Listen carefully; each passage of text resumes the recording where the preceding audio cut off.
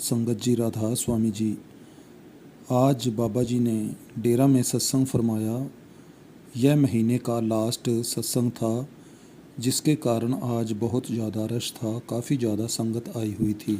आज संगत में काफ़ी ज़्यादा एनर्जी देखने को मिली। आज बाबा जी ने सत्संग भी काफ़ी ज़ोरदार फरमाया था। आज सत्संग में पाँचवीं पातशाही जी की बाणी ली गई, आद निरंजन प्रभ निरंकारा।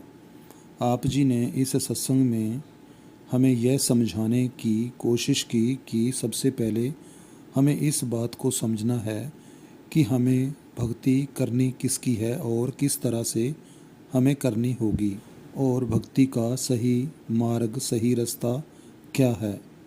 शब्द की शुरुआत भी इसी शब्द से हुई, आद निरंजन प्रभ निरंकारा। वो कुल मालिक जिसका ना कोई रंग है, ना रूप है, ना आद है, ना अंत है।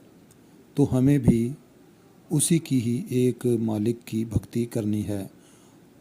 लेकिन हम आसान तरीका ढूंढते हैं। वो आसान तरीका क्या है कि जो सामने बैठा है हम सब कुछ उसी पर डाल देते हैं और यही सोच विचार रखते हैं कि जो कुछ करेगा वही करेगा, और हमने उन्हीं को ही माथा टेकना शुरू कर दिया और हम उसी की ही भक्ति करनी शुरू कर देते हैं।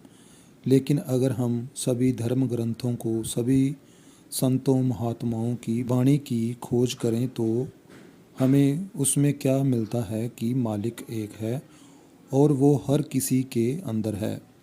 आज तक ना मालिक किसी को बाहर से मिला है और ना ही मिल सकता है।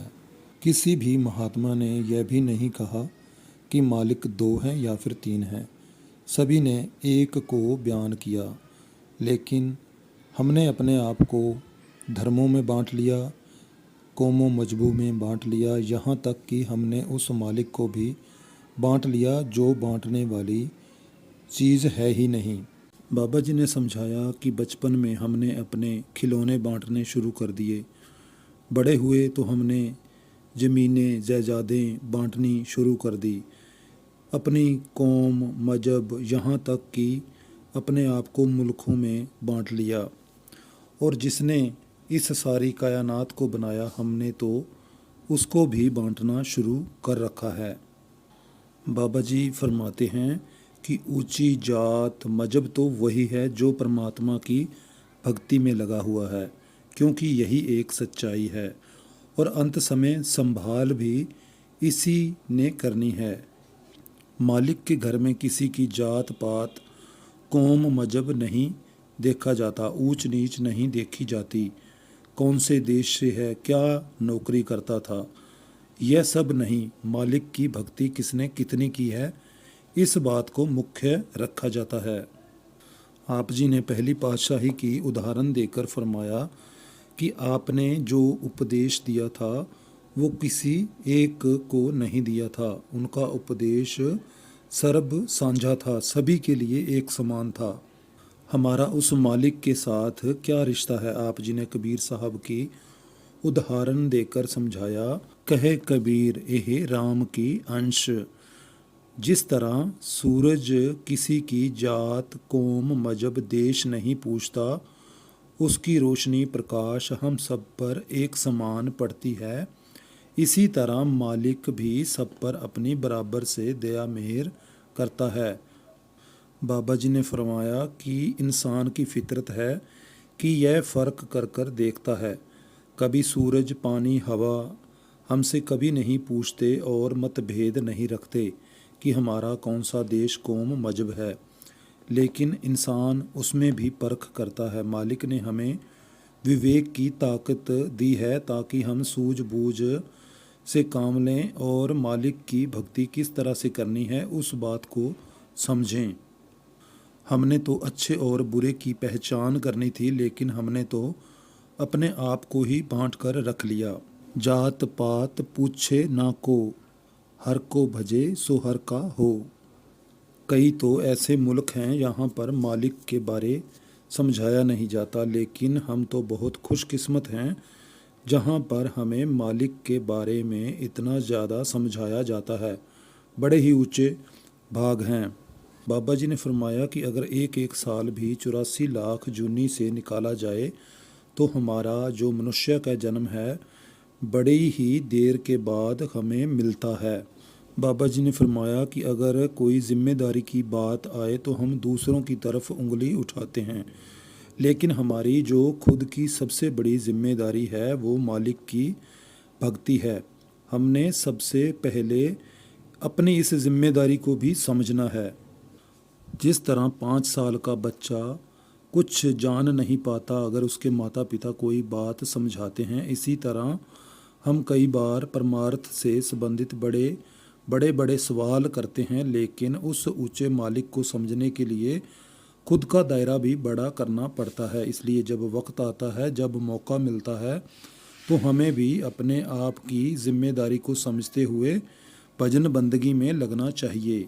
बाबा जी ने फरमाया कि जो कुछ भी होगा मालिक की बख्शिश से ही होगा। हमने तो उसके आगे विनती रखनी है कि हमें वो बख्श ले, और हमने इस 3 गुणों से ऊपर उठना है। जो 3 गुणों से ऊपर उठेगा वही उस मालिक के भेद को जान पाएगा, क्योंकि मालिक भी इन तीनों गुणों से ऊपर है।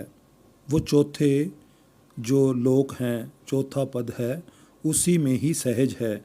गुरमुख पल्ले पाए, जो कि गुरमुखों के लड़ लगकर उनके कहे मुताबिक जो भक्ति करता है उन्हीं को वो नसीब में आता है जो भजन बंदगी करते हैं, तीनों गुणों से ऊपर उठते हैं। चाहे सोने की बेड़ियां हों चाहे लोहे की, रहेंगे तो कैदी की कैदी। यहाँ पर कोई विरला ही है जो आकर परमार्थ की मांग करता है। हम तो दुनियादारी की चीज़ें मांगते हैं और जिनका संबंध इसी से ही जुड़ा हुआ है कि बार बार हम जन्म मरण के चक्कर में पड़े रहें। इसलिए सोच समझकर मांगना चाहिए। अगर घर में कोई एक व्यक्ति भक्ति करता है तो इसका मतलब है कि कोई दूसरा भी उसको देखकर धीरे धीरे वो काम करने लग जाएगा, भजन बंदगी में लग जाएगा उसकी संगत को देखते हुए। लेकिन अगर कोई सोचे कि एक घर में भक्ति करता रहे और दूसरे उसका पल्ला पकड़कर तर जाएंगे तो यह तो बड़ा ही आसान है। फिर तो घर के किसी एक सदस्य को खाना खा लेना चाहिए और बाकियों की भूख अपने आप ही मिट जाएगी। लेकिन यह काम होने वाला नहीं है, यह हम सब जानते ही हैं। जिसको भी मुक्ति मिलेगी अपनी करनी से, अपनी मेहनत करने से, अपनी भजन बंदगी से मिलेगी। कहने को हम यह भी कह देते हैं कि भजन बंदगी नहीं हो रही, काल का बड़ा जोर है, काल करने नहीं देता। काल क्या है? मालिक ने सृष्टि बनाई, धरती बनाई और वहाँ पर एक कानून बना दिया और उसका वही खाता उसके हवाले कर दिया, सुपुर्द कर दिया कि जो सभी के लेखे जोखे रखे। अगर हम बुरा काम करेंगे तो नतीजा भी तो हमें ही भुगतना पड़ेगा। अगर मालिक की भजन बंदगी करेंगे तो फिर परेशानी क्यों आएगी? बाबा जी ने दर्शनों के बारे समझाया कि असली दर्शन क्या है। बाहर के दर्शन तो हैं जिनको हम देखते हैं, लेकिन असली दर्शन वो हैं जिसको हम एक टिकटिकी लगाकर देखते रहते हैं, जिससे ध्यान हटता तक नहीं। और यह ऐसी अवस्था है जहाँ में इंसान अपनी खुद की हस्ती खो बैठता है। रांझा रांझा कर दीनी में आपे रांझा हुई, यह तो बड़ी ऊंची अवस्था है और बड़ी करनी से, मेहनत से हमें मिलती है। इसी तरह सेवक की अवस्था भी बड़ी ऊंची हो जाती है। तो हमें भी भजन बंदगी कर कर उस अवस्था को प्राप्त करना है। और बाबा जी के इन वचनों से इतनी ज़्यादा विरह थी कि ऊंची ऊंची पंडाल में चीखें सुनाई देने लगी। बाबा जी ने फरमाया कि हमारी कोई हस्ती नहीं, हमने तो रांझा रांझा कर दीनी में आपे रांझा हुई वाली अवस्था को प्राप्त करना है। सत्संग के लास्ट में बाबा जी ने फरमाया, नानक के घर केवल नाम। मालिक के घर में तो केवल एक नाम की भजन बंदगी की वडियाई है और किसी चीज़ की नहीं। सो हमने भी अपने आप को उस नाम शब्द के सुपुर्द करना है, अपने आप को नाम में लीन करना है, भजन बंदगी करनी है। आप जी ने लास्ट में साईं बुल्ले शाह जी की एक बात को, उनके एक शब्द को कहा जिससे और ज़्यादा विरह तड़फ उठ गई। तू यूँ है मैं नाही वे सजना तू यूं है मैं नाही। फिर बाबा जी ने फरमाया कि अगला सत्संग 10 नवंबर को है, जिनको भी आना हो बड़ी खुशी से आ सकते हैं। तो साथ संगत जी, यह था आज का सत्संग। राधा स्वामी जी। चैनल को ज़रूर सब्सक्राइब करें जी।